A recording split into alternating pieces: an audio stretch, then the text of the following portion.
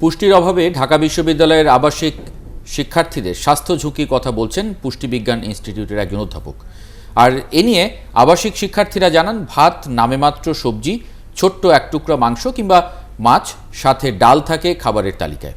আর খেতে হয় ক্যান্টিনের নোংরা পরিবেশে বসে। দিদারুল ইসলামের ক্যামেরায় মনির মিল্লাতের প্রতিবেদন।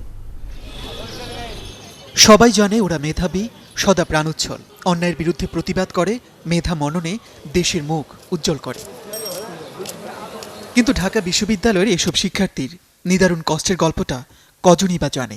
হলের ঘিঞ্জি রুমে নির্ঘুম রাত, খাবারের টেবিলে সাদামাটা মেনু, যেন একটু একটু করে প্রতিদিনই জীবনী শক্তি হারাতে থাকে দেশেরা মেধাবীরা। সকালে 3 টাকার একটা দুটো পরোটার সাথে 4 টাকার ডাল ভাজি, মাছের সাথে 10 টাকার একটা ডিম ভাজি। দুপুরে রাতে ভাতের সাথে আলু ভর্তা, ছোট্ট এক টুকরা মাছ, মুরগি কিংবা গরুর গোশত, সাথে পাতলা ডাল। এই খাবারেই তৃপ্তির ঢেকুর তুলতে হয় ঢাকা বিশ্ববিদ্যালয়ের বেশিরভাগ আবাসিক শিক্ষার্থীকে। সকাল দুপুর রাত কখনোই আমরা আমাদের পুষ্টি সমৃদ্ধ আমাদের শরীরে যে প্রয়োজন ঘাটতি পূরণ করার জন্য যে খাবারগুলোর প্রয়োজন সেগুলো আমরা কখনোই পাচ্ছি না। মনে করেন 1 কেজি ডাল দিয়ে 200-300 জন স্টুডেন্ট এইরকমই। তাছাড়া আর ওই যে মাছ মনে করেন একেবারে মানে নিম্ন পর্যায়ের মাছগুলো এইগুলো কেনে।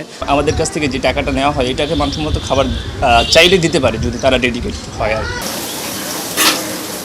মেনু না হয় ওরা মেনে নিল। ক্যান্টিনের রান্নাঘরের পরিবেশটা দেখুন, মেঝেতে খোলা অবস্থায় পড়ে আছে রান্না করা খাবার, পাশেই কর্মচারীদের টয়লেট, স্বেচ্ছাতে রান্নাঘরের দেয়ালে ঝুলছে কাপড় চোপড়। পরিবেশ বর্তমানে নোংরা না করলে চলে, কারণ আমরা তো কাজ করতেছি এই জায়গায়। সাইডে গোসল করতে হয়, পাকঘরের এখানে রোদ দিতে হয় জামা কাপড়, টয়লেটটা আমাদের পাকঘরের ভিতরে করানো। নোংরা পরিবেশে রান্না করা এমন খাবারে পেট ভর্তি না হলো, কিন্তু শুলো না পুষ্টি কি এলো।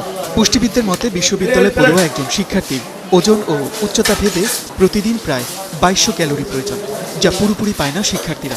ভিটামিন ও মিনারেলের ঘাটতিও থেকে যায়।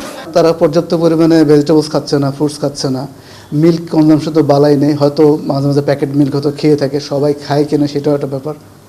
তো এই যে মাইক্রোনিউট্রিয়েন্ট ডেফিসিয়েন্সির কারণে তার কগনিশন যেটা, তার যে পড়াশোনার যে মনোযোগ, সেই জায়গাটা ঘাটতি হবে।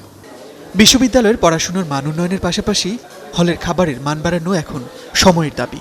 ডাকসুর নতুন নেতৃত্বের হাত ধরে হলের ক্যান্টিনেও আসুক সেই সুদিন। মনির মিল্লাত, 71, ঢাকা।